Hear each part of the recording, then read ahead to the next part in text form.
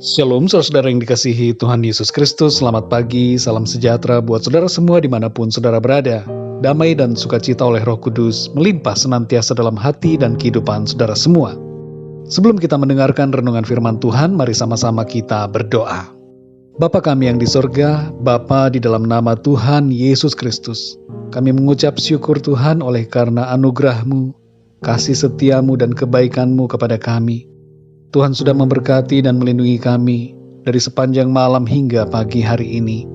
Kami bersyukur untuk kesehatan dan kekuatan, dan untuk segala berkat yang Tuhan sudah berikan, bahkan yang Tuhan sudah persiapkan bagi kami. Terima kasih Tuhan. Saat ini kami mau mendengarkan kebenaran firman-Mu. Tolonglah kami Tuhan, berikan kami hikmat, pengertian, supaya kami dapat memahami akan isi hati-Mu. Terima kasih ya Tuhan. Dalam nama Tuhan Yesus Kristus kami sudah berdoa dan mengucap syukur. Haleluya. Amin. Saudara yang dikasihi Tuhan, nats Alkitab kita pada saat ini terdapat di dalam Ibrani pasal yang ke-6. Saudara dapat membacanya secara pribadi kemudian melanjutkan renungan ini. Saya akan membacakan Ibrani pasal 6 ayat 19 sampai 20. Tertulis demikian. Pengharapan itu adalah sauh yang kuat dan aman bagi jiwa kita, yang telah dilabuhkan sampai ke belakang tabir, di mana Yesus telah masuk sebagai perintis bagi kita, ketika Ia, menurut peraturan Melkisedek, menjadi imam besar sampai selama-lamanya. Saudara yang dikasihi Tuhan, kita harus tetap berpegang teguh pada pengharapan kita di dalam Tuhan Yesus. Di dunia ini ada banyak tantangan dan godaan iman yang hendak membelokkan kita dari fokus perjalanan menuju kepada kekekalan.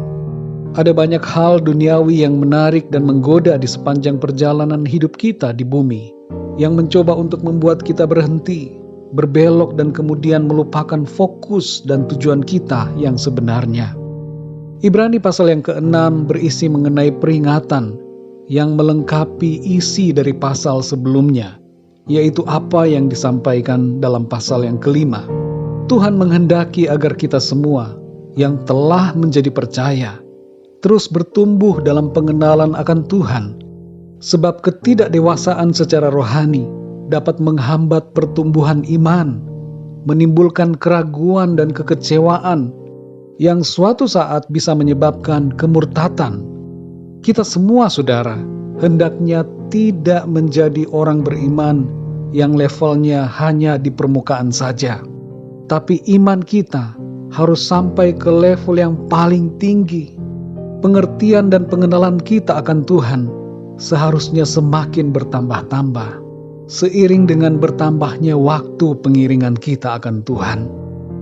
Dalam Ibrani 6 ayat 19-20 ini, kita memahami bahwa pengharapan di dalam Kristus adalah seperti sauh yang kuat dan aman bagi jiwa kita. Apa yang dinyatakan di sini adalah bahwa karena pengharapan itu sangat kuat, maka janganlah kita melepaskan pengharapan kita di dalam Kristus. Kemudian saudara di sini dinyatakan peranan Kristus sebagai imam besar yang masuk ke ruang Maha Kudus untuk menjadi perantara kita dengan Bapa.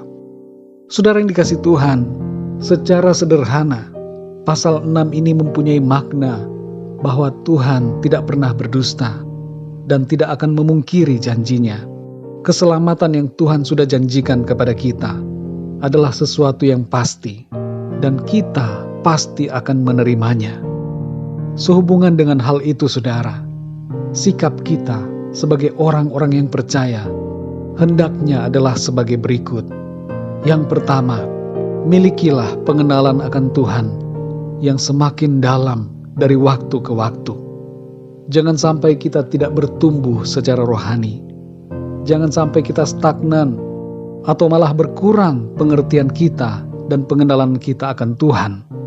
Sebaliknya saudara, kita harus bertumbuh dan semakin bertambah dewasa di dalam Tuhan.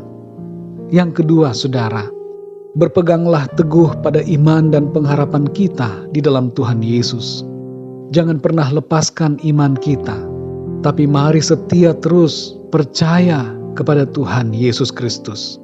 Yang ketiga saudara, Jangan ragu dan bimbang akan pengharapan yang kita miliki di dalam Tuhan.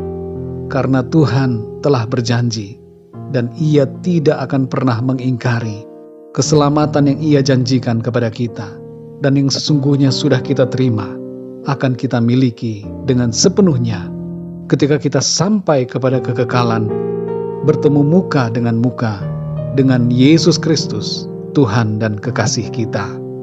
Saudara yang dikasihi Tuhan, firman Tuhan hari ini mengajak kita semua untuk tetap setia kepada Kristus. Setiap orang yang percaya kepadanya pasti diselamatkan, sehingga sampai kepada tujuan sorga yang kekal dan abadi. Sekali lagi saudara, bagaimanapun keadaan hidup kita, jangan pernah lepaskan iman dan pengharapan kita di dalam Kristus.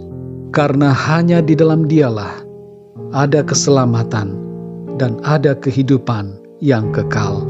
Mari kita berdoa saudara. Bapa kami yang di sorga, Bapa di dalam nama Tuhan Yesus Kristus, kami mengucap syukur Tuhan untuk firman-Mu yang mengingatkan kami untuk tetap setia berpegang pada iman percaya kami kepada Tuhan.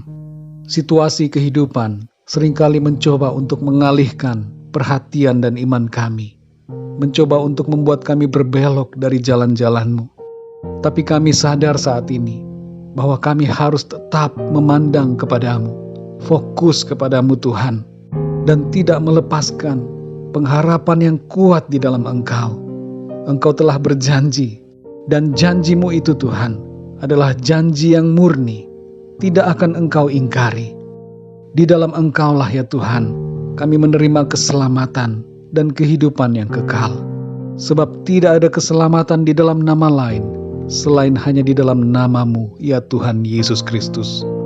Pimpin hidup kami Tuhan, tolong kami supaya kami selalu kuat di dalam Engkau, dan berikanlah kami pengertian yang semakin dalam, serta pengenalan yang terus bertambah-tambah akan Engkau.